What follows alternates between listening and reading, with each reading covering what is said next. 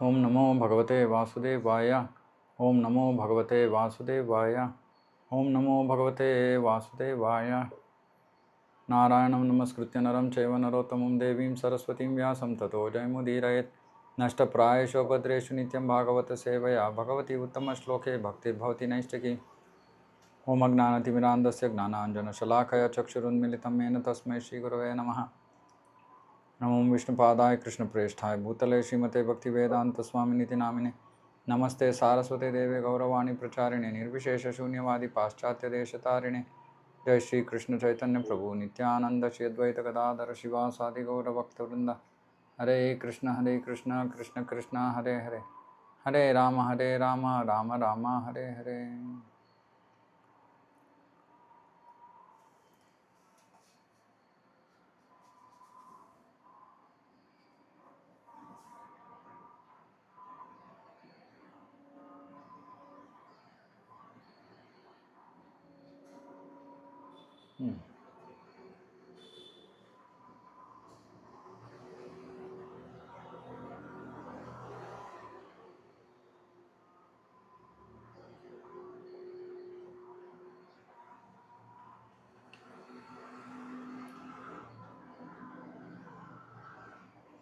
ಶ್ರೀಮದ್ ಭಾಗವತ ಸ್ಕಂದ 1 ಅಧ್ಯಾಯ 7 ಶ್ಲೋಕ 5.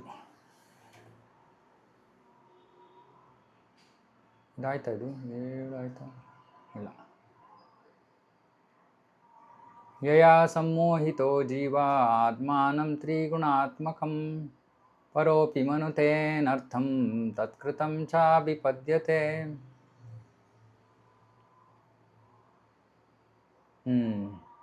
ಹಿಂದಿನ ಶ್ಲೋಕದಲ್ಲಿ ವ್ಯಾಸದೇವರು ಧ್ಯಾನಸ್ಥರಾಗಿ ಕೂತ್ಕೊಂಡಾಗ ಅವ್ರಿಗೆ ದೇವೋತ್ತಮ ಪರಮ ಪುರುಷ ಕಾಣಿಸ್ಕೊಂಡ, ಅವನ ದರ್ಶನ ಆಯಿತು. ಮತ್ತು ಅವನ ಹಿಂಬದಿಯಲ್ಲಿ, ಅವನ ಹಿನ್ನೆಲೆಯಲ್ಲಿ, ಅವನ ಹಿಂದುಗಡೆ ಮಾಯಾಶಕ್ತಿ, ಬಹಿರಂಗ ಶಕ್ತಿ ನಿಂತಿದ್ದಾಳೆ.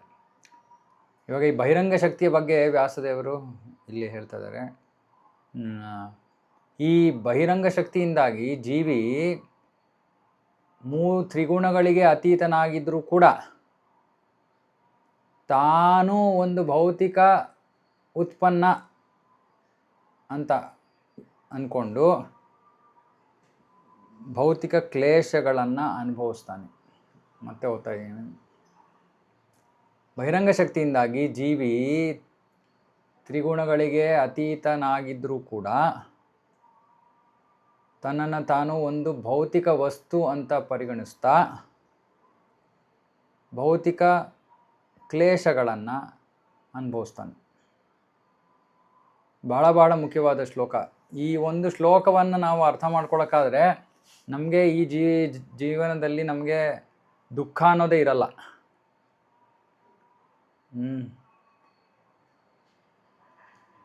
ತುಂಬ ಮಹತ್ವಪೂರ್ಣವಾದದ್ದು. ಇದನ್ನು ಅರ್ಥ ಮಾಡ್ಕೊಳ್ಳೋದು ಬಹಳ ಕಷ್ಟ. ಇವಾಗ ಇಲ್ಲಿ ಶ್ಲೋಕದಲ್ಲಿ ಏನು ಹೇಳ್ತಾ ಇದ್ದಾರೆ ಅಂದರೆ, ಜೀವಿ ಆಧ್ಯಾತ್ಮಿಕ ವಸ್ತು, ಆಧ್ಯಾತ್ಮಿಕ ಕಿಡಿ ಅಂದರೆ ಆತ್ಮ, ಆಧ್ಯಾತ್ಮಿಕ ಕಿಡಿ. ಆತ್ಮ ಈ ತ್ರಿಗುಣಗಳನ್ನು ಮೀರಿರೋವಂಥದ್ದು. ಆತ್ಮ ಆಧ್ಯಾತ್ಮಿಕ ಕಿಡಿ ಈ ತ್ರಿಗುಣಗಳನ್ನು ಮೀರಿರುವಂಥದ್ದು. ಈ ಭೌತಿಕ ಜಗತ್ತಿನಲ್ಲಿ ನಮಗೆ ಭೌತಿಕ ಕಷ್ಟಗಳು ಅಂತ ಏನಿದೆಯೋ ಅದು ಆಗ್ತಾ ಇರೋದು ಶರೀರಕ್ಕೆ, ಆತ್ಮಕ್ಕೆ ಅಲ್ಲ. ಶರೀರಕ್ಕೆ, ಮನಸ್ಸಿಗೆ ನೋವು ನಲಿವು.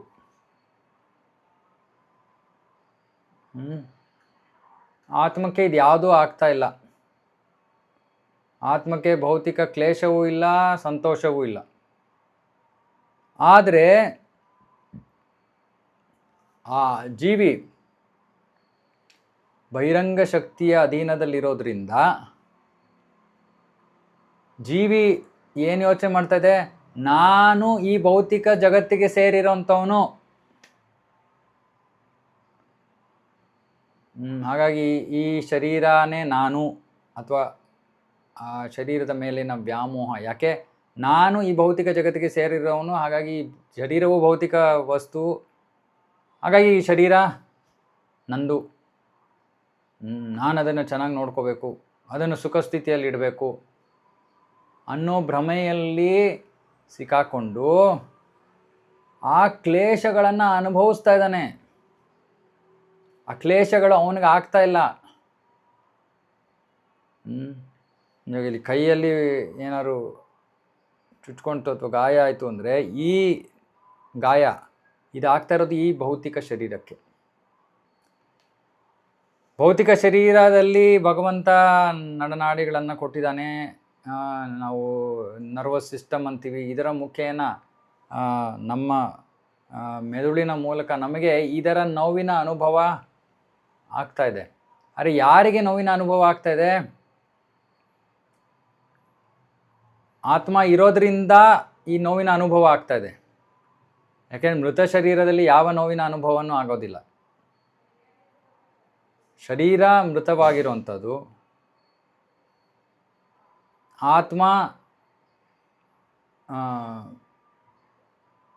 ಆತ್ಮದಲ್ಲಿ ಚೇತನ ಇರೋದು.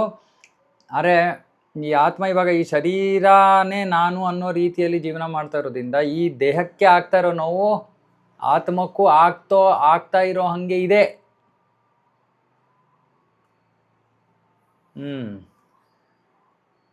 ಅರೆ ಇದು ಆಗ್ತಾ ಇರೋದು ಬರೀ ಶರೀರಕ್ಕೆ. ಇವಾಗ ಇದನ್ನು ಒಂದು ಸರಳವಾದ ಉದಾಹರಣೆಯಿಂದ ನಾವು ಅರ್ಥ ಮಾಡ್ಕೋಬೋದು.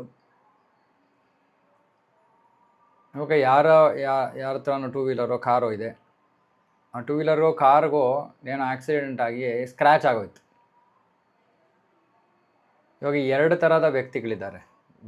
ಒಂದು ಥರದ ವ್ಯಕ್ತಿ ಅವನು ತನ್ನ ಗಾಡಿಗೆ ಬಹಳ ಅಂಟ್ಕೊಂಡಿರೋನು, ಇನ್ನೊಬ್ಬ ಗಾಡಿಗೆ ಅಷ್ಟೊಂದು ಅಂಟ್ಕೊಂಡಿಲ್ಲ.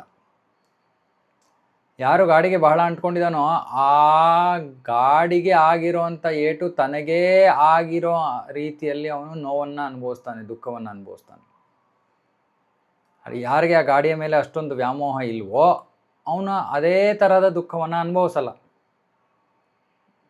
ದುಃಖವನ್ನೇ ಅನುಭವಿಸದೇ ಇರ್ಬೋದು ಅವನು. ಅಯ್ಯೋ ಸರಿ, ಏನೋ ಆಯ್ತಲ್ವ, ಸರಿ ಮಾಡಿಸಿದ್ರೆ ಆಯಿತು, ಅಷ್ಟೇ, ಮುಗೀತು ಕೆಲಸ. ಅಂದರೆ ಏನರ್ಥ? ಈ ಶರೀರದ ಮೇಲಿನ ವ್ಯಾಮೋಹದ ಪ್ರಕಾರವಾಗಿ ಜೀವಿ ಆ ನೋವನ್ನು ಅನುಭವಿಸ್ತಾನೆ.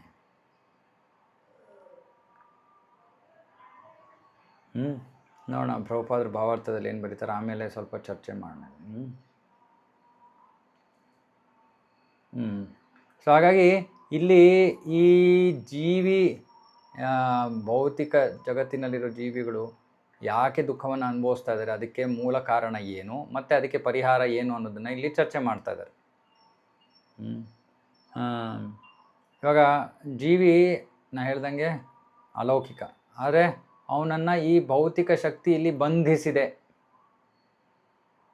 ಹಾಗಾಗಿ ಅವನು ತಾನು ಈ ಭೌತಿಕ ಜಗತ್ತಿನ ಒಂದು ಉತ್ಪನ್ನ ಅಂತ ಯೋಚನೆ ಮಾಡ್ತಾ ಇದ್ದಾನೆ. ಆ ರೀತಿಯಾದ ಯೋಚನೆ ಇದೆ ಆತ್ಮಕ್ಕೆ. ಮತ್ತು ಇದು ಕಲುಷಿತವಾದ ಸಂಪರ್ಕ. ಯಾಕೆಂದರೆ ಆತ್ಮ ಪರಿಶುದ್ಧವಾದದ್ದು. ಈ ಕಲುಷಿತವಾದ ಭೌತಿಕ ಶಕ್ತಿಯ ಸಂಪರ್ಕಕ್ಕೆ ಬಂದು ತ್ರಿಗುಣಗಳ ಪ್ರಭಾವವನ್ನು ಅನುಭವಿಸ್ತಾ ಇದೆ ಜೀವಿ. ಹಾಗಾಗಿ ಕಷ್ಟಗಳು. ಜೀವಿ ತಾನೇ ಭೌತಿಕ ಉತ್ಪನ್ನ ಅಂತ ತಪ್ಪು ತಿಳ್ಕೊಂಡಿದೆ.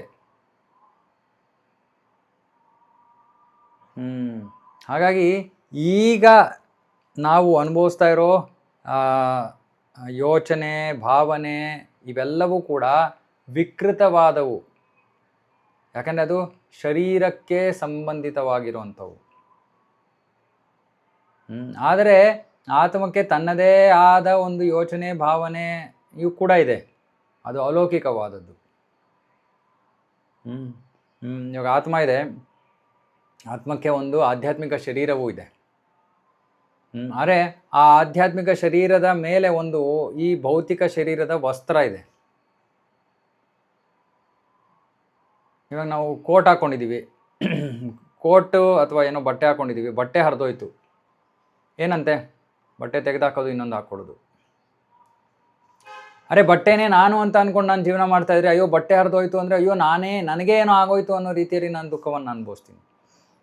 ಹಾಗಾಗಿ ಈ ಭೌತಿಕ ಶರೀರ ಒಂದು ವಸ್ತ್ರವಿದ್ದಂತೆ, ಆದರೂ ಕೂಡ ಅದಕ್ಕೆ ಏನಾದರೂ ಆದರೆ ಆತ್ಮ ತನಗೇ ಆದಂಗೆ ಭಾವನೆ ಯೋಚನೆ ಮಾಡ್ತಾ ಇದೆ. ಯಾಕೆ? ಆತ್ಮ ಬಹಿರಂಗ ಶಕ್ತಿಯ ಸಂಪರ್ಕಕ್ಕೆ ಬಂದಿರೋದ್ರಿಂದ. ಆತ್ಮ ಯಾವಾಗ ಈ ಬಹಿರಂಗ ಶಕ್ತಿಯ ಹಿಡಿತದಿಂದ ಅದು ಹೊರಗೆ ಹೋಗ್ತಾನೋ ಆವಾಗ ದೇಹಕ್ಕೆ ಆಗ್ತಾ ಇರೋ ನೋವು ನಲಿವು ಅವನು ಅದನ್ನು ಅನುಭವಿಸೋದಿಲ್ಲ, ಅಥವಾ ಅವನು ಅದಕ್ಕೆ ಕಾಳಜಿ ತೋರೋದಿಲ್ಲ. ಯಾಕೆಂದ್ರೆ ಅವನು ಗೊತ್ತು ತಾನು ಅದನ್ನು ಅನುಭವಿಸ್ತಾ ಇಲ್ಲ, ತನಗೆ ಕೊಟ್ಟಿರುವಂಥ ಶರೀರಕ್ಕೆ ಆ ನೋವು ಆಗ್ತಾ ಇದೆ.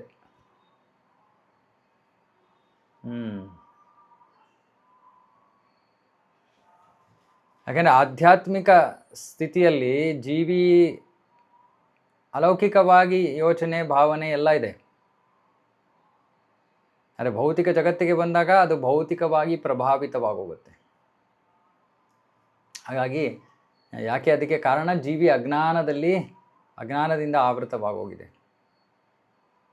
ಯಾವ ಅಜ್ಞಾನ? ನಾನು ಈ ಶರೀರ ಅನ್ನೋ ಅಜ್ಞಾನ.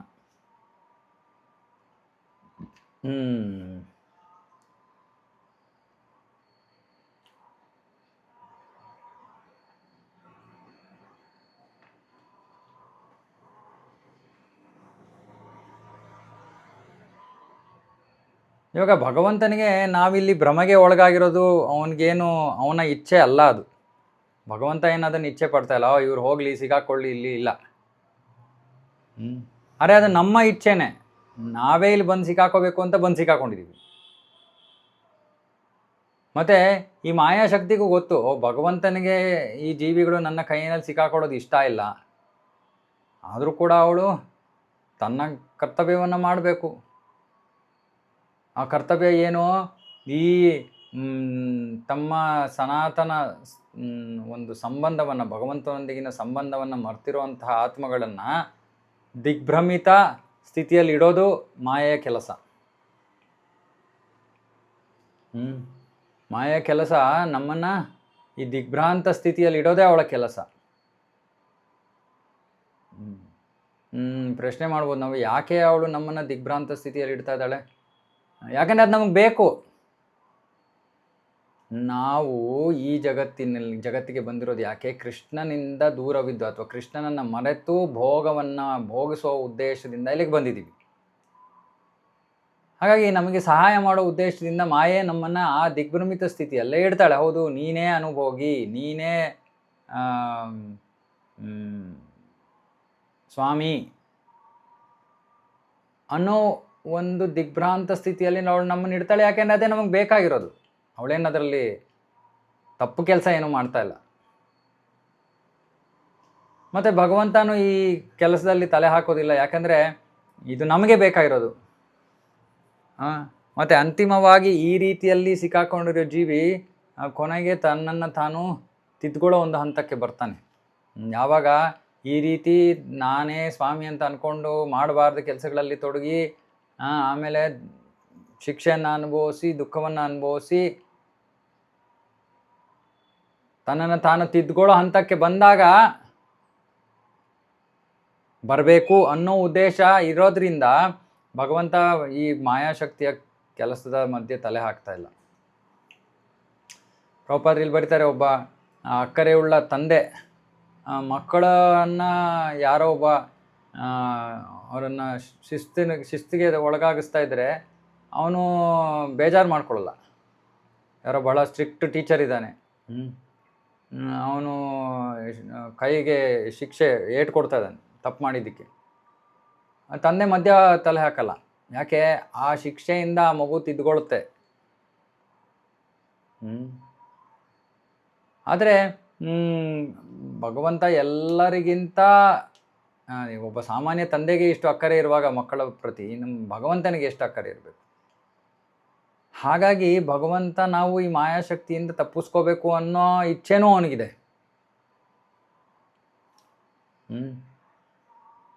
ರಾಜ ಯಾರು ತಪ್ಪು ಮಾಡಿದಾರೋ ಅಂತ ಪ್ರಜೆಗಳನ್ನು ಜೈಲಿಗೆ ಹಾಕ್ತಾನೆ. ಆದರೆ ಆ ಕೈದಿಗಳಿಗೆ ಒಂದು ಬೇಗ ಆ ತೊಂದರೆಯಿಂದ ಹೊರಗಡೆ ಬರಲಿ ಅನ್ನೋ ಉದ್ದೇಶದಿಂದ ಏನು ಮಾಡ್ತಾನೆ, ಕೆಲವೊಮ್ಮೆ ರಾಜ ಆ ಜೈಲಿಗೆ ಹೋಗಿ ತಾನೇ ಕೇಳ್ಕೊತಾನೆ, ಅಯ್ಯೋ ತಿದ್ಕೊಂಬಿಡ್ರಪ್ಪ ನಿಮ್ಮ ರೀತಿ ನೀತಿಗಳನ್ನು, ಬಿಟ್ಬಿಡ್ತೀನಿ ನಾನು ಜೈಲಿಂದ ಅಂತ. ಅದೇ ರೀತಿ ಪರಮಪ್ರಭು ತನ್ನ ಸಾಮ್ರಾಜ್ಯದಿಂದ ಈ ಭೌತಿಕ ಜಗತ್ತಿಗೆ ಇಳಿದು ಬಂದು ಭಗವದ್ಗೀತೆಯನ್ನು ಕೊಡ್ತಾನೆ. ಭಗವದ್ಗೀತೆಯಲ್ಲಿ ಕೊಟ್ಟು ಅವನು ತಾನೇ ಹೇಳ್ತಾ ಇದ್ದಾನೆ, ಭ್ರಾಮಕ ಶಕ್ತಿಯ ಹಿಡಿತದಲ್ಲಿ ಸಿಕ್ಕಾಕೋಬೇಡಿ, ಮಮ್ಮ ಮಾಯಾ ದುರತ್ಯಯ, ನನ್ನ ಪಾದಪದ್ಮಗಳ ಆಶ್ರಯಕ್ಕೆ ಬನ್ನಿ, ಆಗ ನೀವು ಈ ಮಾಯೆಯನ್ನು ಜಯಿಸ್ಬಿಡ್ತೀರಾ. ಹಾಗಾಗಿ ಈ ಕಷ್ಟ ಕ್ಲೇಶಗಳಿಂದ ತಪ್ಪಿಸ್ಕೊಳ್ಳೋಕ್ಕೆ ಮಾರ್ಗ ಏನು? ನಮಗೆ ಕೃಷ್ಣನಿಗೆ ಶರಣಾಗತರಾಗಬೇಕು. ಇಲ್ಲಾಂದರೆ ಈ ದಿಗ್ಭ್ರಾಂತ ಸ್ಥಿತಿಯಲ್ಲೇ ಉಳ್ಕೊಂಡು ಬಿಡ್ತೀವಿ ನಾವು. ಯಾಕಂದರೆ ಮಾಯೆಯನ್ನು ಜಯಿಸೋದು ಅಷ್ಟು ಸುಲಭ ಅಲ್ಲ.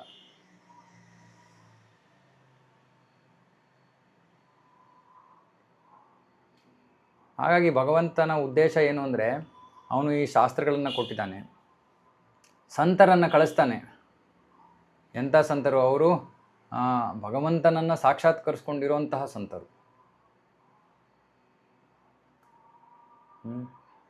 ಅವರ ವಾಣಿಯಿಂದಾಗಿ ಬದ್ಧ ಜೀವಿಗಳು ಭಗವಂತನ ಭಕ್ತಿ ಸೇವೆಯಲ್ಲಿ ತೊಡಗಲಿ ಅನ್ನೋ ಉದ್ದೇಶ ಭಗವಂತನ. ಸೊ ನೋಡಿ, ಸೃಷ್ಟಿಯ ಉದ್ದೇಶ ನೋಡಿ. ಸೃಷ್ಟಿ ಒಂದು ರೀತಿಯಲ್ಲಿ ನಮಗೋಸ್ಕರ ಮಾಡಿರೋದು ಭಗವಂತ. ಯಾಕೆಂದರೆ ನಾವು ಭಗವಂತನಿಂದ ದೂರ ಇದ್ದು ಭೋಗಿಸಬೇಕು ಅನ್ನೋ ಇಚ್ಛೆ.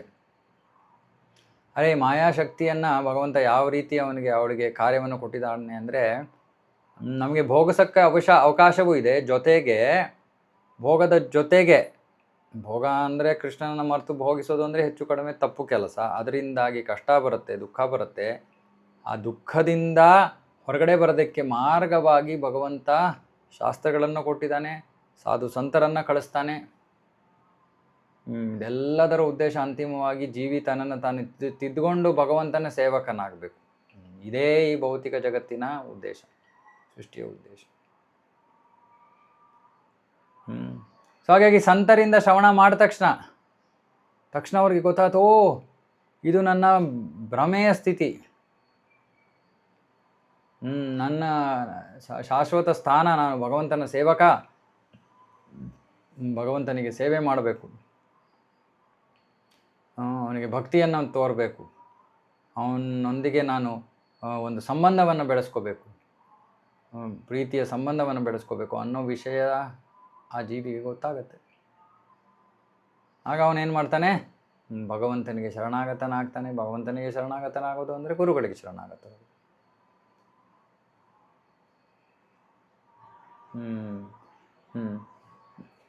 ಹಾಗಾಗಿ ಭಗವಂತ ಈ ಮಾಯಾಶಕ್ತಿಯಿಂದಲೂ ಕೂಡ ಆ ಬದ್ಧ ಜೀವಿಗಳನ್ನು ವಾಪಸ್ ಕರ್ಕೊಂಡು ಹೋಗೋಕ್ಕೆ ಅವನು ಕಾರ್ಯವನ್ನು ಮಾಡ್ತಾ ಇದ್ದಾನೆ.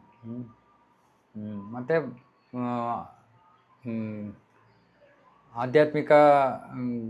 ಅಧಿಕೃತ ಆಧ್ಯಾತ್ಮಿಕ ಗುರುಗಳಿದ್ದಾರೆ, ಹೃದಯದಲ್ಲಿ ಪರಮಾತ್ಮ ಇದ್ದಾನೆ.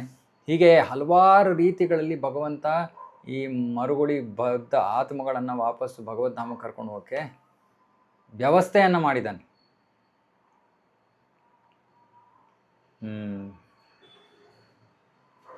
ಇದನ್ನು ಮುಂದಿನ ಶ್ಲೋಕದಲ್ಲಿ ಇನ್ನೂ ಸ್ಪಷ್ಟವಾಗಿ ವಿವರಿಸಲಾಗುತ್ತೆ.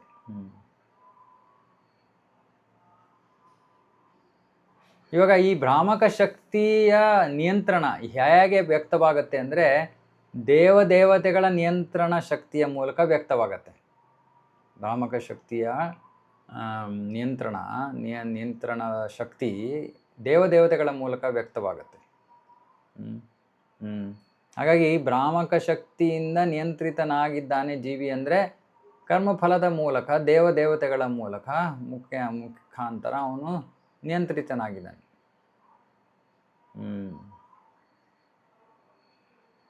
ಆದರೆ ಈ ಭ್ರಾಮಕ ಶಕ್ತಿ ಇಷ್ಟೊಂದು ಈ ಜೀವಿಯನ್ನು ಆಟ ಆಡಿಸ್ತಾ ಇರೋಳು, ಅವಳು ಭಗವಂತನ ಎದುರಿನಲ್ಲಿ ನಿಂತ್ಕೊಳ್ಳೋಕ್ಕಾಗಲ್ಲ. ಅವಳು ಅವನ ಹಿಂದೆನೇ ನಿಂತಿರ್ತಾಳೆ. ಯಾಕಂದರೆ ಅವಳ ಸ್ಥಾನ ಅವನ ಅಧೀನದಲ್ಲಿರುವಂಥವಳು. ಅವಳು ಸ್ವತಂತ್ರಳಲ್ಲ. ಮತ್ತು ಭ್ರಾಮಕ ಶಕ್ತಿ ಭಗವಂತನ ಮೇಲೆ ಯಾವ ಪ್ರಭಾವವನ್ನು ಬೀರೋಕ್ಕಾಗಲ್ಲ. ಯಾಕಂದರೆ ಆ ಶಕ್ತಿ ಅವನ ಅಧೀನದಲ್ಲಿರುವಂಥದ್ದು. ಮತ್ತು ಆ ಭ್ರಾಮಕ ಶಕ್ತಿ ಕೇವಲ ಜೀವಿಗಳ ಮೇಲೆ ಕೆಲಸ ಮಾಡೋ ರೀತಿಯಲ್ಲಿ ಅದಕ್ಕೆ ಭಗವಂತ ಸಶಕ್ತಗೊಳಿಸಿದ್ದಾನೆ. ಹಾಗಾಗಿ ಮುಟ್ಟಾಳ್ರು ಹೇಳ್ತಾರೆ, ಭಗವಂತ ಭ್ರಮೆಗೆ ಒಳಗಾಗಿದ್ದಾನೆ, ಭ್ರಮೆಗೆ ಒಳಗಾಗಿ ಅವನು ಜೀವಿ ಆಗೋಗದ, ಇದಕ್ಕೆ ಮಾಯಾವಾದ ಅಂತಾರೆ. ಭಗವಂತನೇ ಭ್ರಮೆಗೆ ಒಳಗಾಗ್ಬಿಟ್ರೆ ಎಂಥ ಭಗವಂತ ಅವನು. ಅಲ್ಲದೆ ಹಾಗಿದ್ದಿದ್ರೆ, ಅದು ಸತ್ಯವಾಗಿದ್ದಿದ್ರೆ ವ್ಯಾಸದೇವರು ಇವಾಗ ಅದನ್ನು ನೋಡಬೇಕಾಯ್ತು. ಆದರೆ ವ್ಯಾಸದೇವರು ಅದನ್ನು ನೋಡ್ತಾ ಇಲ್ಲ. ವ್ಯಾಸದೇವರು ನೋಡ್ತಾ ಇದ್ದಾರೆ ಭಗವಂತ ನಿಯಂತ್ರಣದಲ್ಲಿದ್ದಾನೆ, ಅವನ ಅಧೀನದಲ್ಲಿ ಮಾಯಾಶಕ್ತಿ ಇದ್ದಾಳೆ ಅಂತ. ಇಲ್ಲ, ಭಗವಂತನೂ ಮಾಯಾಶಕ್ತಿಗೆ ಅಧೀನನಾಗಿದ್ದಾನೆ ಅಂದರೆ ಅದನ್ನು ನೋಡಬೇಕಾಯ್ತು ವ್ಯಾಸದೇವರು. ಆದರೆ ಅದನ್ನು ನೋಡ್ತಾ ಇಲ್ಲ ಅವರು. ಹಾಗಾಗಿ ಅದು ಸುಮ್ಮನೆ ಊಹಾಪೋಹ ಅಷ್ಟೇ, ಮುಟ್ಟಾಳ್ತನ.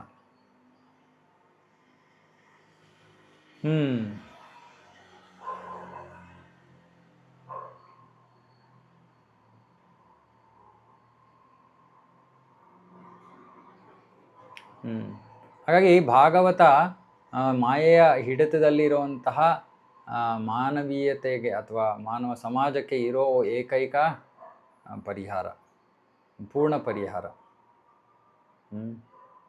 ಹಾಗಾಗಿ ವ್ಯಾಸದೇವರು ಮೊದಲು ಬದ್ಧ ಜೀವಿಗಳ ರೋಗವನ್ನು ಕಂಡುಹಿಡಿದ್ರು. ಅಂದರೆ ರೋಗ ಏನು? ಭ್ರಾಮಕ ಶಕ್ತಿಯ ಭ್ರಾಮಶಕ್ತಿಯಡಿಯಲ್ಲಿ ಸಿಕ್ಕಾಕೊಂಡಿರೋದೇ ಜೀವಿಗಳ ಒಂದು ರೋಗ, ಭವರೋಗ. ಮತ್ತು ಅದಕ್ಕೆ ಪರಿಹಾರ ಏನು? ಪರಮ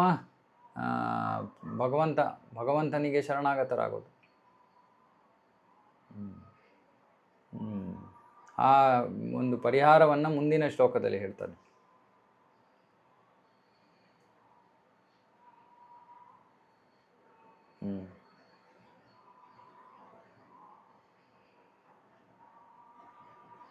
ಮತ್ತು ಭಗವಂತ ಮತ್ತು ಜೀವಿಗಳ ನಡುವೆ ಒಂದು ಶಾಶ್ವತವಾದ ಅಲೌಕಿಕ ಸಂಬಂಧವಿದೆ. ಹಾಗಾಗಿ ಭಗವಂತ ಜೀವಿಗಳನ್ನು ಮಾಯ ಹಿಡಿತದಿಂದ ರಕ್ಷಿಸೋದಕ್ಕೆ ಅಥವಾ ವಾಪಸ್ ಭಗವದ್ಧಾಮ ಕರ್ಕೊಂಡು ಹೋಗೋಕ್ಕೆ ಇಷ್ಟೊಂದು ಏರ್ಪಾಡನ್ನು ಮಾಡಿದ್ದಾನೆ.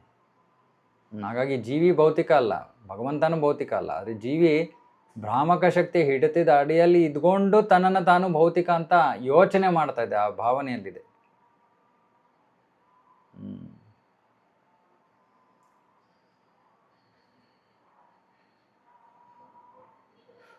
ಈ ಒಂದು ನಮ್ಮ ಈ ಭ್ರಾಮಕ ಸ್ಥಿತಿಯಿಂದ ಹೊರಗಡೆ ಬರಬೇಕಂದ್ರೆ ಅದಕ್ಕೆ ಪರಿಹಾರ ಮುಂದಿನ ಶ್ಲೋಕದಲ್ಲಿದೆ.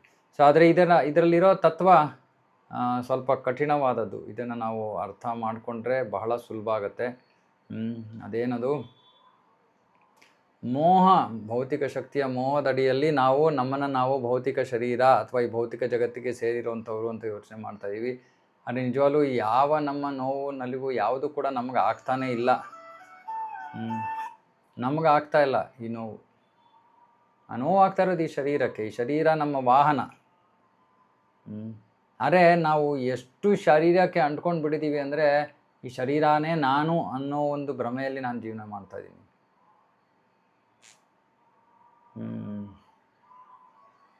ಹಾಗಾಗಿ ಈ ಭ್ರಮೆಯಿಂದ, ಈ ಕನಸಿನಿಂದ ನಾವು ಎಚ್ಚರಗೊಳ್ಬೇಕು. ನಾನು ಈ ಶರೀರ ಅಲ್ಲ. ಸರಿ, ಇವಾಗ ಇದ್ರ ಬಗ್ಗೆ ಯೋಚನೆ ಮಾಡೋಣ. ಇವಾಗ ನಮ್ಮ ಜೀವನದಲ್ಲಿ ನೋವನ್ನು ಬಂದರೆ ನಾವು ಯಾವ ರೀತಿ ಯೋಚನೆ ಮಾಡಬೇಕು ಅದ್ರ ಬಗ್ಗೆ. ಇದನ್ನು ಸ್ವಲ್ಪ ಗಮನ ಇಟ್ಟು ಶ್ರವಣ ಮಾಡಿ. ಮೊಟ್ಟ ಮೊದಲಿಗೆ ನನಗೆ ಏನೋ ಒಂದು ತೊಂದರೆ ಬರ್ತಾ ಇದೆ ಅಂದರೆ ಅದಕ್ಕೆ ಕಾರಣ ಏನು? ನಾನು ಹಿಂದಿನ ಜನ್ಮದಲ್ಲಿ ಏನೋ ತಪ್ಪು ಮಾಡಿದ್ದೀನಿ. ಆ ತಪ್ಪಿನ ಶಿಕ್ಷೆಯಾಗಿ ನನಗೆ ಈಗ ಒಂದು ಏನೋ ನೋವಿನ ಸನ್ನಿವೇಶ ಬಂದೊದಗಿದೆ. ಸೊ ಮೊದಲನೇ ವಿಷಯ, ನಾನೇ ಅಂದರೆ ನಾನು ಅಂದರೆ ಆತ್ಮ ಹಿಂದಿನ ಜನ್ಮದಲ್ಲೋ ಯಾವಾಗಲೋ ಇನ್ನೊಂದು ಶರೀರವನ್ನು ಹೊಂದಿದ್ದೆ ಆಗ. ಆದರೆ ಆ ಶರೀರದ ಮೂಲಕ ನಾನೇನೋ ತಪ್ಪು ಮಾಡಿದೆ, ಕರ್ಮದ ನಿಯಮವನ್ನು ಮುರಿದೆ ಅಥವಾ ಮಾಡಬಾರ್ದ ಕೆಲಸವನ್ನು ಮಾಡಿದೆ. ಹಾಗಾಗಿ ಅದರ ಪ್ರತಿಫಲವಾಗಿ ನಾನಿವತ್ತು ಒಂದು ಕಷ್ಟವನ್ನು ಅನುಭವಿಸ್ತಾ ಇದ್ದೀನಿ. ಆದರೆ ಈ ಕಷ್ಟ ಬಂದಿರೋದು ಯಾವುದಕ್ಕೆ? ಶರೀರಕ್ಕೆ ಅಥವಾ ಮನಸ್ಸಿಗೆ, ಆತ್ಮಕ್ಕೆ ಅಲ್ಲ. ಯಾಕಂದರೆ ಆತ್ಮ ಅಲೌಕಿಕವಾದದ್ದು. ಭೌತಿಕವಾದ ಯಾವ ನೋವು ನಲಿವು ಆಗಲೇ ಅದನ್ನು ಓದ್ಬಿಟ್ವಿ ನಾವು ಭಗವದ್ಗೀತೆಯಲ್ಲಿ. ಆತ್ಮವನ್ನು ಕತ್ತರಿಸೋಕ್ಕಾಗಲ್ಲ, ಆತ್ಮವನ್ನು ಸುಡೋಕ್ಕಾಗಲ್ಲ, ಆತ್ಮವನ್ನು ನೀರಿನಲ್ಲಿ ಒದ್ದೆ ಮಾಡೋಕ್ಕಾಗಲ್ಲ, ಇತ್ಯಾದಿ ಇತ್ಯಾದಿ. ಅಂದರೆ ಭೌತಿಕವಾದ ಯಾವ ಅನುಭವವೂ ಕೂಡ ಆತ್ಮವನ್ನು ಸ್ಪರ್ಶಿಸೋದಿಲ್ಲ. ಮತ್ತು ಆತ್ಮ ಸನಾತನ, ಆತ್ಮ ಸಾಯೋದಿಲ್ಲ, ಆತ್ಮವನ್ನು ಕತ್ತರಿಸೋಕ್ಕಾಗಲ್ಲ, ಇತ್ಯಾದಿ ಇತ್ಯಾದಿ. ಸೊ ಇದೆಲ್ಲ ಆಗ್ತಾ ಇರೋದು ಈ ದೇಹಕ್ಕೆ. ಕಾರಣ ನಾನೇನೋ ತಪ್ಪು ಮಾಡಿದ್ದೀನಿ, ಅದರ ಶಿಕ್ಷೆಯಾಗಿ ನಾನು ಇವಾಗ ಒಂದು ನೋವನ್ನು ಏನೋ ಅನುಭವಿಸ್ತಾ ಇದ್ದೀನಿ. ಆ ನೋವು ನನ್ನ ಶರೀರಕ್ಕೆ ಅನುಭವ ಆಗಬೇಕು ಅಂದರೆ ಅದ ಯಾರ ಮುಖೇನ ಬರ್ತಾ ಇರೋದು? ದೇವತೆಗಳ ಮುಖೇನ ಬರ್ತಾ ಇರೋದು. ಯಾಕೆಂದರೆ ದೇವತೆಗಳು ಆ ಭೌತಿಕ ಶರೀರದ ಅಂಗಾಂಗಗಳ ಮೇಲೆ ಅವರ ನಿಯಂತ್ರಣ ಇದೆ, ಅವರ ಹಿಡಿತಾ ಇದೆ. ಹಾಗಾಗಿ ಯಾವ ಶರೀರದ ಭಾಗದಲ್ಲಿ ಯಾವ ತರಹ ನೋವು ಯಾವಾಗ ಬರಬೇಕು, ಅದು ನನ್ನ ಕರ್ಮಫಲದ ಪ್ರಕಾರ ಅದು ಹೇಗೆ ಬರಬೇಕೋ ಹಾಗೇ ಬರುತ್ತೆ ದೇವತೆಗಳ ಮೂಲಕ. ಇವಾಗ ಶರೀರಕ್ಕೆ ನೋವು ಬಂದಾಗ ಮೊಟ್ಟ ಮೊದಲು ನನ್ನ ಮನಸ್ಸಿನಲ್ಲಿ ಏನು ಯೋಚನೆ ಬರಬೇಕು? ನಾನು ಇಷ್ಟೊಂದು ಇವತ್ತು ನೋವು ಅನುಭವಿಸ್ತಾ ಇದ್ದೀನಿ, ಆ ನೋವು ಬೇಡ ನನಗೆ ಅಂತ ಅನ್ನಿಸ್ತಾ ಇದೆ. ಅಪ್ಪ ಭಗವಂತ ಕಾಪಾಡಪ್ಪ ನನ್ನ ಅಂತ ಕೂಗ್ತಾ ಇದ್ದೀನಿ ಕೃಷ್ಣನ್ಗೆ. ಅವಾಗ ನಮ್ಮ ಮನಸ್ಸಿನಲ್ಲಿ ಯೋಚನೆ ಬರಬೇಕಾದ್ರೇನು? ಅಯ್ಯೋ, ನಾನು ಇದೇ ಥರ ಇನ್ನೂ ಒಂದು ಜೀವಿಗೆ ನೋವನ್ನು ಕೊಟ್ಟಿದ್ದೀನಲ್ವಾ. ಆ ನೋವನ್ನು ಕೊಟ್ಟಾಗ ನಾನು ಯೋಚನೆ ಮಾಡಲಿಲ್ಲ, ಕೊಡ್ತಿರುವಾಗ ಎಷ್ಟು ಕಷ್ಟ ಆಗ್ತಾ ಇರ್ಬೇಕು ಆ ಜೀವಿಗೆ ಅಂತ. ಯಾಕೆ? ನನ್ನ ಸ್ವಾರ್ಥಕ್ಕೋಸ್ಕರ ನಾನು ಇನ್ನೊಂದು ಜೀವಿಗೆ ನೋವನ್ನು ಉಂಟು ಮಾಡಿದೆ. ಆ ನೋವನ್ನು ಇವಾಗ ನಾನು ಮತ್ತೆ ಮಾಡಿದುಣ್ಣು ಮಹಾರಾಯ ಅಂತ ಅನುಭವಿಸ್ತಾ ಇದ್ದೀನಿ. ಮೊಟ್ಟ ಮೊದಲಿಗೆ ಆ ಒಂದು ಪ್ರಾಯಶ್ಚಿತ್ತದ ಮನೋಭಾವ ಬರಬೇಕು ನಮಗೆ. ಅಯ್ಯೋ, ನಾನು ಏನೋ ತಪ್ಪು ಮಾಡಿದ್ದೀನಿ, ಯಾರಿಗೋ ತೊಂದರೆ ಕೊಟ್ಟಿದ್ದೀನಲ್ವಾ ಅನ್ನೋ ಒಂದು ಮನೋಭಾವ ಬರಬೇಕು ಮೊದಲು.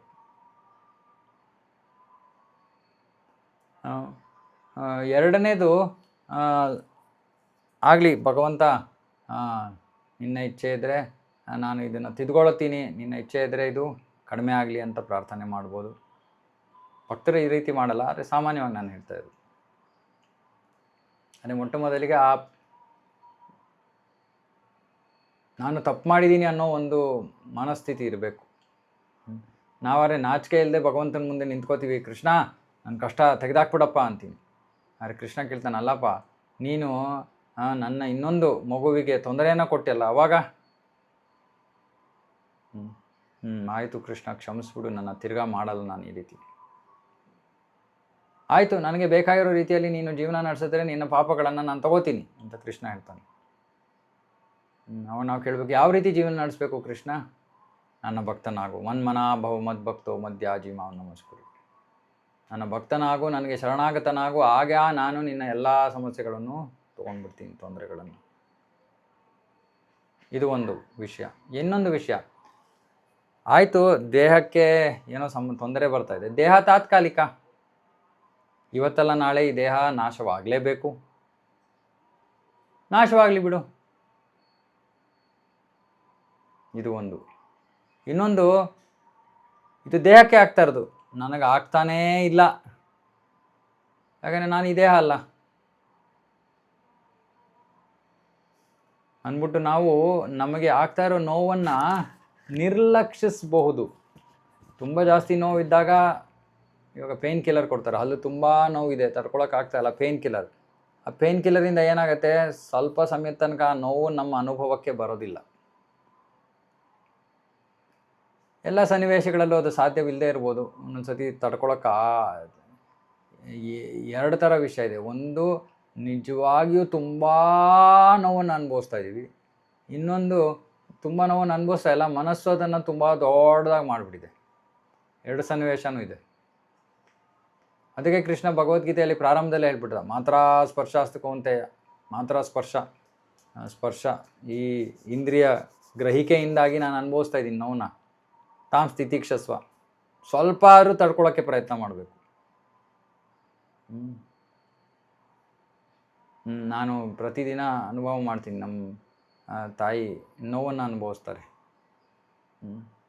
ಆದರೆ ಏನಾಗುತ್ತೆ, ವಯಸ್ಸಾದ ಮೇಲೆ ಆ ನೋವನ್ನು ತಡ್ಕೊಳ್ಳೋ ಇಚ್ಛೆನೂ ಇರಲ್ಲ, ನಮಗೆ ಶಕ್ತಿನೂ ಇರಲ್ಲ,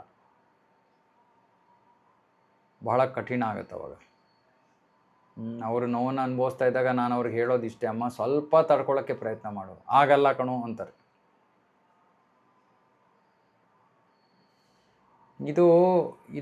ಇದಕ್ಕೆ ಕಾರಣ ಏನು? ಚಿಕ್ಕ ವಯಸ್ಸಿನಿಂದ ನಮಗೆ ಯಾವುದನ್ನು ಕಲಿಸಲಿಲ್ಲ ಯಾರು. ನೋವಿದ್ದರೆ ಸ್ವಲ್ಪ ಸಹಿಸ್ಕೋಬೇಕು. ತಕ್ಷಣ ನೋವು ಹೋಗಬೇಕು ಅಂದ ತಕ್ಷಣ ಮಾತ್ರೆ ಹಾಕೋತೀವಿ. ತಡ್ಕೊಳಕ್ಕೆ ಶಕ್ತಿನೇ ಇಲ್ಲ, ಇಚ್ಛೆನೂ ಇಲ್ಲ. ಅದು ಹಂಗೆ ನಾವು ವರ್ಷಾನುಗಟ್ಲೆ ಹಂಗೆ ಜೀವನ ಮಾಡಿದರೆ ಹಿಂಗೆ ತಕ್ಷಣ ಬದಲಾವಣೆ ಆಗ್ಬಿಡುತ್ತಾ? ಸಹಿಸ್ಕೋಬೇಕು. ತುಂಬ ಸಹಿಸ್ಕೊಳಕ್ಕೆ ಆಗದೇ ಇರುವಾಗ ಅದಕ್ಕೆ ಏನಾದ್ರು ಪರಿಹಾರವನ್ನು ಹುಡ್ಕೊಳ್ಳೋಕ್ಕೆ ಪ್ರಯತ್ನ ಮಾಡ್ಬೋದು. ಪರಿಹಾರ ಇದ್ದರೆ ಪರಿಹಾರ ಸಿಗುತ್ತೆ. ಪ್ರಯತ್ನ ಮಾಡಾದ ಮೇಲೂ ನಮಗೆ ಯಾವ ಪರಿಹಾರ ಸಿಗಲಿಲ್ಲ ಅಂದರೆ ನಾವು ಅದನ್ನು ತಿಳ್ಕೊಬೇಕು, ಇದು ನನ್ನ ಕರ್ಮಫಲ, ಇದನ್ನು ಅನುಭವಿಸ್ಬೇಕಾಗತ್ತೆ ನಾನು. ಅವಾಗ ನಾವೇನು ಮಾಡಬೇಕು? ಅದನ್ನು ಸ್ವೀಕಾರ ಮಾಡ್ಕೋಬೇಕು. ಓ ಸರಿ, ಈ ಸಮಸ್ಯೆ ಹೀಗೆ ಇರುತ್ತೆ, ಈ ಸಮಸ್ಯೆ ಜೊತೆಗೆ ನಾನು ಇವಾಗ ಹೇಗೆ ಜೀವನ ಮಾಡಬೇಕು? ಅಯ್ಯೋ ಇಲ್ಲಾಂದರೆ ಯಾವಾಗಲೂ ಅಯ್ಯೋ ನನಗೇ ಯಾಕಿದಾಯಿತು ಈಗ ಹ್ಞೂ ಅಂತ ನಾವು ಗೊಣಗುಡ್ತಾ ಇದ್ದರೆ ಆವಾಗ ಆ ಸಮಸ್ಯೆಯನ್ನು ನಾವು ಸ್ವೀಕರಿಸೋದಿಲ್ಲ. ಅವಾಗ ಅದನ್ನು ಸಹಿಸ್ಕೊಳ್ಳೋ ಶಕ್ತಿ ಬರೋದಕ್ಕೆ ಪ್ರಶ್ನೆನೇ ಇಲ್ಲ. ಯಾಕಂದರೆ ಅದ್ರ ಬಗ್ಗೆ ಯೋಚನೆ ಮಾಡ್ತಾ ಇಲ್ಲ ನಾವು ಸಹಿಸ್ಕೊಳ್ಳೋಕ್ಕೆ. ನನಗೆ ಯಾಕೆ ಅನ್ನೋ ಪ್ರಶ್ನೆಯಲ್ಲೆಲ್ಲ ಜೀವನ ಎಲ್ಲ ಕಳೆದ್ಬಿಡ್ತೀವಿ. ಅದೇ ಅರ್ಥ ಮಾಡ್ಕೊಳ್ಳಿ, ಇದು ಯಾವುದು ನಮ್ಗೆ ಆಗ್ತಾನೇ ಇಲ್ಲ. ಯಾಕಂದರೆ ನಾನು ಆತ್ಮ. ಅದಕ್ಕೆ ಹೇಳಿದ್ದು, ಸ್ವಲ್ಪ ತಲೆನೋವು ಬಂತಾ, ನನ್ನ ಭಕ್ತಿ ಸೇವೆಯನ್ನು ನಾನು ಮುಂದುವರಿಸ್ತೀನಿ. ತುಂಬ ತಲೆನೋವು ಬಂತಾ, ಒಂದು ಮಾತ್ರೆ ಹಾಕ್ಕೊಳ್ಳಿ. ಭಕ್ತಿ ಸೇವೆ ನಿಲ್ಲಬಾರ್ದು. ಹಾಗನ್ಬಿಟ್ಟು ಮಾತ್ರೆ ತಿನ್ನೋದೇ ಅಭ್ಯಾಸ ಆಗ್ಬಿಡ್ಬಾರ್ದು. ಸ್ವಲ್ಪ ಸಹಿಸ್ಕೊಳ್ಳೋಕೆ ಪ್ರಯತ್ನ ಮಾಡಬೇಕು. ಓಕೆ, ಒಂದು ಸ್ವಲ್ಪ ತಲೆನೋವ್ತಾ ಇದೆ, ಆಯಿತು. ಇವಾಗ ಒಂದು ಆ ತಲೆನೋವಲ್ಲಿ ಜಪ ಮಾಡೋದು ಟೆಸ್ಟು. ಯಾವ ಟೆಸ್ಟ್ ಇದು? ಕೊನೆಯ ಪರೀಕ್ಷೆಗೆ ಇದೊಂದು ಯೂನಿಟ್ ಟೆಸ್ಟ್. ಕೊನೆಯ ಪರೀಕ್ಷೆ ಏನು? ಸಾವು ಅಂದರೆ ತುಂಬ ನೋವಿರೋಂಥ ಸನ್ನಿವೇಶ.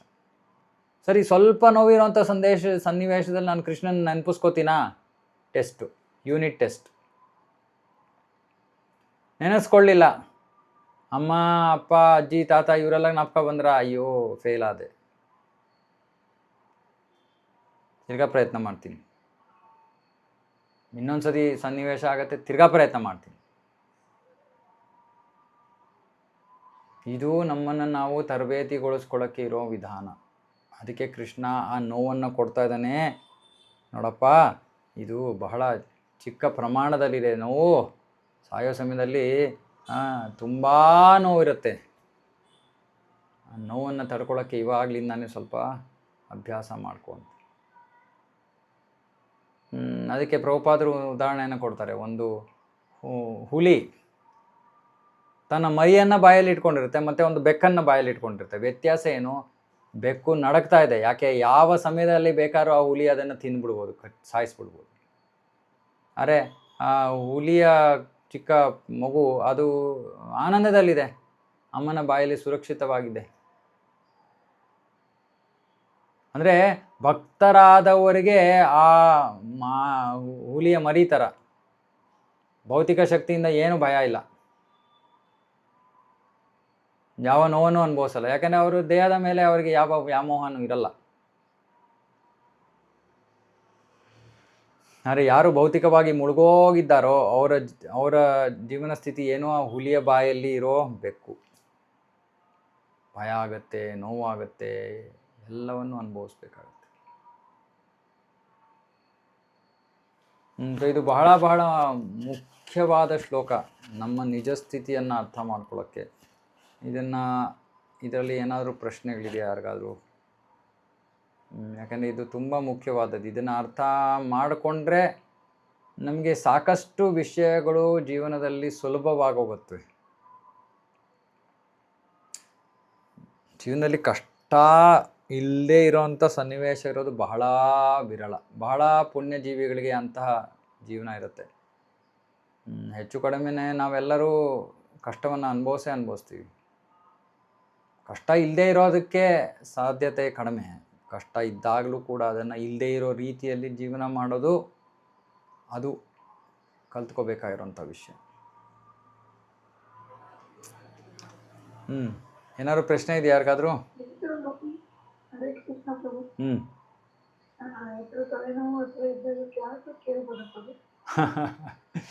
ಏನು ಬೇಕಾದ್ರೂ ಮಾಡ್ಬೋದು. ಭಕ್ತಿ ಸೇವೆ ಯಾವ ಚಟುವಟಿಕೆ ಬೇಕಾದ್ರೂ ಮಾಡ್ಬೋದು. ಮಾಡೋಕ್ಕೆ ಪ್ರಯತ್ನ ಮಾಡಬೇಕು. ತುಂಬಾ ತಲೆನೋವು ಪ್ರಭು ಅಂತ ಬಟ್ ಅದೇ ಕ್ಲಾಸ್ ಕೇಳ್ತಾ ಇದ್ದೀನಿ. ಸಂತೋಷ. ಭಕ್ತಿಯ ಕಾರ್ಯವನ್ನು ಮಾಡೋದಕ್ಕೆ ಪ್ರಯತ್ನ ಮಾಡಬೇಕು ಅನ್ನೋದು ಉದ್ದೇಶ ನಾನು ಹೇಳಿದ್ದು. ಯಾಕೆಂದರೆ ಇದು ಸಮಸ್ಯೆ ಇದ್ದೇ ಇರುತ್ತೆ. ಸಾಯೋ ಸಮಯದಲ್ಲಿ ಸಮಸ್ಯೆ ಇನ್ನೂ ಸ್ವಲ್ಪ ಜಾಸ್ತಿ ಆಗತ್ತೆ. ಇಷ್ಟು ಕಡಿಮೆ ನೋವಿರಲ್ಲ, ಇನ್ನೂ ತುಂಬ ನೋವಿರುತ್ತೆ. ಅದಕ್ಕೆ ಕಡಿಮೆ ನೋವಿದ್ದಾಗ ಕೃಷ್ಣನನ್ನು ಸ್ಮರಿಸ್ಕೊಳ್ಳೋಕ್ಕಾದ್ರೆ, ಜಾಸ್ತಿ ನೋವಿದ್ದಾಗ ಸಾಧ್ಯತೆ ಇರ್ಬೋದು, ಪ್ರಯತ್ನವನ್ನು ಮಾಡ್ಬೋದು. ಫಸ್ಟ್ ಸ್ಟ್ಯಾಂಡರ್ಡೇ ಫೇಲ್ ಆದರೆ 10ನೇ ಕ್ಲಾಸಲ್ಲಿ ಹೆಂಗೆ ಪಾಸ್ ಆಗೋಕ್ಕಾಗತ್ತೆ? ಮತ್ತು ನಾನು ನೇರವಾಗಿ 10ನೇ ಕ್ಲಾಸ್ ಎಕ್ಸಾಮ್ ತೊಗೋತೀನಿ ಅಂದರೆ ಮುಟ್ಟಾಳ್ತನ. ಸೊ 1ನೇ ಸ್ಟ್ಯಾಂಡರ್ಡ್ದು ಎಕ್ಸಾಮ್ ತೊಗೋತಾ ಇದ್ದೀವಿ ಪ್ರತಿನಿತ್ಯ. ಅವ್ರು ಹಿಂಗಂದರು, ಇವ್ರು ಹಂಗಂದರು, ನನಗೆ ಇಲ್ಲಿ ಕಾಲು ನೋವು, ಅಲ್ಲಿ ನೋವು, ಇಲ್ಲಿ ನೋವು, ಎಲ್ಲ ಕೂಡ ಯೂನಿಟ್ ಟೆಸ್ಟ್.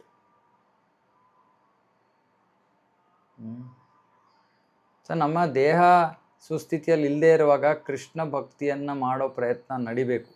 ಅರೆ ಅತಿಯಾಗಿ ಮಾಡಬಾರ್ದು. ಅಂದರೆ ನಮ್ಮ ಕೈನಲ್ಲೇ ತಡ್ಕೊಳ್ಳೋಕ್ಕೆ ಆಗದೆ ಇರೋ ರೀತಿಯಲ್ಲಿ ಮಾಡಿ ಇನ್ನೂ ಬೇರೆಯವ್ರಿಗೂ ತೊಂದರೆಯನ್ನು ಉಂಟು ಮಾಡಬಾರ್ದು. ನಮ್ಮ ಎಷ್ಟು ಲಿಮಿಟ್ ಎಷ್ಟಿದೆ ಅನ್ನೋದು ನಾವು ತಿಳ್ಕೊಬೇಕು. ಅದನ್ನು ಸ್ವಲ್ಪ ಸ್ಟ್ರೆಚ್ ಮಾಡಬೇಕು. ಓಕೆ ಅನಿತಾ ಮಾತಾಡಿ. ಹರೇ ಕೃಷ್ಣ ಪ್ರಭು. ಹೇಳಿ. ಹರೇ ಕೃಷ್ಣ ಪ್ರಭು. ಈಗ ದೇಹಕ್ಕೆ ಪ್ರಾಮುಖ್ಯತೆ ಕೊಡಬಾರ್ದಂದ್ರೆ ನಾವು ಭಕ್ತಿ ಮಾಡ್ಬೇಕಂದ್ರೆ ಜಪ ಮಾಡ್ಬೇಕು, ಭಗವಂತನ ಸೇವೆ ಮಾಡ್ಬೇಕು, ಅದಕ್ಕೆಲ್ಲ ನಮಗೆ ಎನರ್ಜಿ ಬೇಕಲ್ವಾ? ಪ್ರಾಮುಖ್ಯತೆ ಕೊಡಬೇಡಿ ಅಂತ ನಾನು ಎಲ್ಲ ಹೇಳಿದೆ? ನೋಡ್ಕೋಬೇಡಿ ಅಂತ ಎಲ್ಲ ಹೇಳಿದೆ? ತಲೆ ಕೆಡಿಸ್ಕೋಬೇಡಿ ಅಂತ ಹೇಳಿದೆ. ಅದೇ ಅಯ್ಯೋ ನಂದು ತಲೆನೋವು ಬಂತು, ಸರಿ ಬಿಟ್ಟು ನಾನು ಇನ್ನೇನು ಕೆಲಸನೂ ಮಾಡೋಕ್ಕಾಗಲ್ಲ, ನಾನು ಬರೀ ಇವಾಗ ನಾನು ಡಾಕ್ಟ್ರ್ ಹತ್ರ ಓಡ್ತೀನಿ, ಅಥವಾ ಮಲ್ಕೊಂಡು ಬಿಡ್ತೀನಿ, ಅಥವಾ ಇನ್ನೊಂದು ಮಾಡ್ತೀನಿ, ಮತ್ತೊಂದು ಮಾಡ್ತೀನಿ, ಅಥವಾ ಅಯ್ಯೋ ಇಷ್ಟೊಂದು ತೊಂದರೆ ಆಗೋಯ್ತಲ್ಲ ಅಂತ ತಲೆಗೆ ಹಚ್ಕೊಂಡ್ಬಿಡ್ತೀನಿ, ತಲೆ ಕೆಡ್ಸ್ಕೊಂಡ್ಬಿಡ್ತೀನಿ. ಇಲ್ಲ, ದೇಹವನ್ನು ಸುಸ್ಥಿತಿಯಲ್ಲಿ ಇಡೋದಕ್ಕೆ ಪ್ರಯತ್ನ ಮಾಡಬೇಕು. ಯಾಕಂದರೆ ಅದು ನಮ್ಮ ವಾಹನ. ಆದರೆ ಅದನ್ನು ಈ ಸುಸ್ಥಿತಿಯಲ್ಲಿ ಇಡ್ತೀವಿ ಅನ್ನೋದೇ ಯಾವ ಗ್ಯಾರಂಟಿನೂ ಇಲ್ಲ. ಯಾಕಂದರೆ ಅದು ನಮ್ಮ ಪೂರ್ವ ಕರ್ಮಫಲದ ಮೇಲೆ ಆಧಾರಿತವಾಗಿದೆ. ನಮ್ಗೆ ಗೊತ್ತಿಲ್ಲ ನಾವು ಏನು ಕಾದಿದೆ ಅಂತ. ನಮ್ಮ ಜೀವನನೇ ನನ್ನ ದೇಹವನ್ನು ಸುಸ್ಥಿತಿಯಲ್ಲಿ ಇಟ್ಟರೇನೆ ನಾನು ಭಕ್ತಿಯನ್ನು ಮಾಡೋಕ್ಕಾಗೋದು ಅಂದರೆ ಆಗಲ್ಲ ಅಲ್ವಾ? ಅದು ಅಂಥ ಸನ್ನಿವೇಶ ನಮ್ಮ ಕೈನಲ್ಲಿಲ್ಲ. ಸೊ ಹಾಗಾಗಿ ಮಾಡೋ ಪ್ರಯತ್ನವನ್ನು ಮಾಡಬೇಕು. ಆದರೆ ನಮ್ಮ ಸಮಸ್ಯೆ ಏನು ಗೊತ್ತಾ? ನಾವು ಸ್ವಲ್ಪ ಪ್ರಯತ್ನ ಮಾಡಲ್ಲ, ಅತಿಯಾಗಿ ಪ್ರಯತ್ನ ಮಾಡ್ತೀವಿ. ಅದಕ್ಕೆ ಭಗವದ್ಗೀತೆಯಲ್ಲಿ ಏನು ಹೇಳ್ತಾ ಇದ್ದಾರೆ ಕೃಷ್ಣ? ಉದಾಸೀನ, ಕಾಳಜಿಯನ್ನೇ ತೋರ್ಬೇಡ ಅಂತ. ಯಾಕೆ ಕಾಳಜಿಯನ್ನೇ ತೋರ್ಬೇಡ ಅಂದರೆ ಒಂಚೂರು ಕಾಳಜಿಯನ್ನು ತೋರ್ತೀವಿ, ಕಾಳಜಿಯನ್ನು ತೋರು ಅಂದರೆ ತುಂಬ ಕಾಳಜಿಯನ್ನು ತೋರ್ಬಿಡ್ತೀವಿ. ಸೊ ಇದ್ರ ಬಗ್ಗೆ ಜಾಸ್ತಿ ತಲೆ ಕೆಡಿಸ್ಕೋಬಾರ್ದು. ಸ್ವಲ್ಪ ತಲೆನೋವು, ಸ್ವಲ್ಪ ಅಂದರೆ ತುಂಬ ಜಾಸ್ತಿ ಪ್ರಮಾಣದಲ್ಲಿ ಇರುವಾಗ ಇಗ್ನೋರ್, ಅದ್ರ ಕಡೆ ಮನಸ್ಸು ಹೋಗಬಾರ್ದು. ನಮ್ಮ ಪಾಡಿಗೆ ನಮ್ಮ ಕೆಲಸಗಳ ಕಾರ್ಯಗಳನ್ನ ನಡ್ಕೊಂಡು ಹೋಗ್ತಾ ಇರಬೇಕು. ಆವಾಗ ನಮಗೆ ಅನುಭವನೂ ಆಗುತ್ತೆ. ಹೌದು ನೋಡಿ, ಕೆಲಸ ಕಾರ್ಯಗಳೆಲ್ಲ ನಡ್ಕೊಂಡು ಹೋಗ್ತಾ ಇದೆ ಅಂದರೆ ನಾನೀ ದೇಹ ಅಲ್ಲ. ದೇಹ ಆಗಿದ್ದರೆ ದೇಹ ಕೆಲಸ ಮಾಡೋ ಸ್ಥಿತಿಯಲ್ಲಿ ಇಲ್ಲ. ಅರೆ ನನ್ನ ಆತ್ಮ ಆಗಿರೋದ್ರಿಂದ ನಾನು ಇನ್ನೂ ಕೆಲಸಗಳನ್ನು ಮುಂದುವರ್ಸ್ಕೊಂಡು ಹೋಗ್ತಾ ಇದ್ದೀನಿ. ಗೊತ್ತಾಗ್ತಾ ಇದೆ ಅಲ್ವಾ? ನಮಗೆ ಅನುಭವ ಆಗುತ್ತೆ ನಾನು ಆತ್ಮ, ನಾನು ಈ ದೇಹ ಅಲ್ಲ ಅಂತ. ಆ ರೀತಿ ನಾವು ಕೆಲಸ ಮಾಡಿದಾಗ ಅರೆ ದೇಹದ ಪ್ರಕಾರವಾಗಿಯೇ ನಾವು ನಡೀತಾ ಇದ್ರೆ ನಾನೇ ದೇಹ ಅನ್ನೋ ಒಂದು ವಿಚಾರನೇ ನಾವು ಮತ್ತೆ ಅದೇ ರೀತಿಯಲ್ಲಿ ಯೋಚನೆ ಮಾಡ್ತೀವಿ.